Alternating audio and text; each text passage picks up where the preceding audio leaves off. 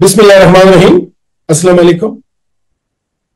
आज मैं बात करूंगा कि वायरल हेपेटाइटिस की वजूहात क्या हैं और अगर बर वक्त इसकी तशखीस और इसका इलाज ना किया जाए तो जिगर को क्या नुकसान पहुंच सकता है। वायरल हेपेटाइटिस की 5 बड़ी वजूहात हैं। Hepatitis A, B, C, D और ई। इन 5 वायरसेस में हेपेटाइटिस ए और ई ये खुराक के जरिए एक शख्स से दूसरे शख्स में मुंतकिल होती हैं। मसलन जो कुछ मैं खाता हूं या पीता हूं, अगर इनमें हेपेटाइटिस ए या ई के वायरसेस मौजूद हों तो मुझे भी हेपेटाइटिस ए या ई हो जाएगा। जबकि हेपेटाइटिस बी, सी और डी ये खून के जरिए एक शख्स से दूसरे शख्स में मुंतकिल होती हैं। मतलब अगर मुझे कभी खून लगता है और वो ऐसे शख्स का खून है जिसको हेपेटाइटिस बी, सी या डी है, तो मुझे भी एहतमाल है कि हेपेटाइटिस बी, सी या डी हो जाएगा।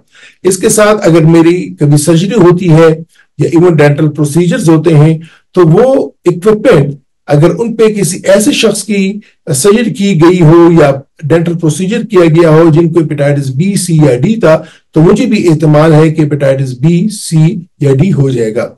इसके अलावा बार्बर, अगर मैं बार्बर के पास जाता हूं और उसने रेजर पे ऐसे शख्स की शेव की है कि जिसके हेपेटाइटिस बी, सी या डी था, तो मुझे भी एहतमाल है कि हेपेटाइटिस बी, सी या डी हो जाएगा। इसके अलावा हेपेटाइटिस बी के लिए इसके पहले का एक और भी तरीका है कि अगर मियां बीवी में से किसी एक शख्स को हेपेटाइटिस बी हो तो ये खतरा रहता है कि मियां से बीवी को, ये बीवी से मियां को, खावन को हेपेटाइटिस बी हो सकता है। इसके अलावा अगर मां को हेपेटाइटिस बी है तो ज़चगी के दौरान में नौज़ायदा बच्चे को भी ये एहतमाल होता है कि हेपेटाइटिस बी लग सकता है। मां से हेपेटाइटिस बी नौज़ायदा बच्चे को मुंतकिल हो सकता है। अब अगर इन हेपेटाइटिस का, इस वायरल हेपेटाइटिस का बर वक्त इसकी तशखीस ना की जाए और इसका बर वक्त इलाज ना किया जाए तो क्या होगा। एक्यूट हेपेटाइटिस ए और ई में तो एक एहतमाल होता है कि एक्यूट लिवर फेलियर हो सकता है, यानी जिगर को ना तलाफी नुकसान पहुंच सकता है और इसमें फिर मौत भी वाक़या हो सकती है। जबकि हेपेटाइटिस बी, सी और डी की अगर बर वक्त तशखीस ना की जाए और इनका बर वक्त इलाज ना किया जाए तो ये क्रोनिक फेज में दाखिल हो जाते हैं, जिसको क्रोनिक हेपेटाइटिस बोलते हैं या दायमी सोजशी जिगर बोलते हैं। और अगर फिर भी इनका इलाज ना किया जाए तो ये जिगर में सुकराव का बायस बनते हैं, जिसको लिवर फाइब्रोसिस बोलते हैं। और at the end liver fibrosis एक इरिवर्सिबल स्टेज पे पहुंच जाते हैं, जिसको लिवर सिरोसिस बोलते हैं।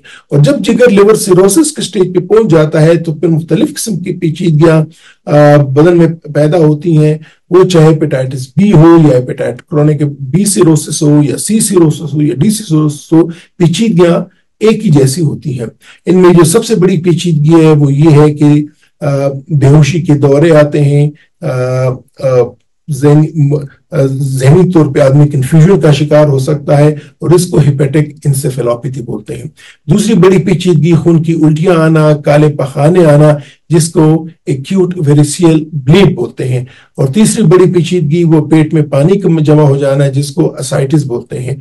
और चौथी सबसे खतरनाक पेचीदगी वो है जिगर में कैंसर का बन जाना।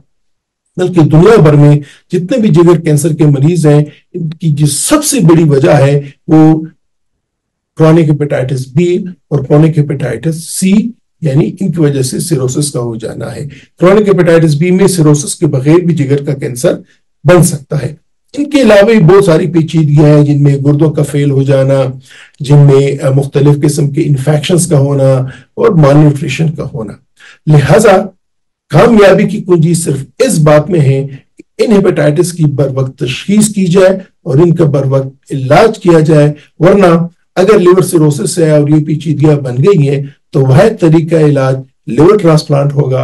और लिवर ट्रांसप्लांट हम जानते हैं कि ये कोई आसान या सस्ता तरीका इलाज नहीं है और ये हर एक बंदे की बस की बात भी नहीं होती है।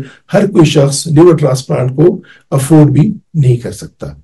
खुदा हाफिज।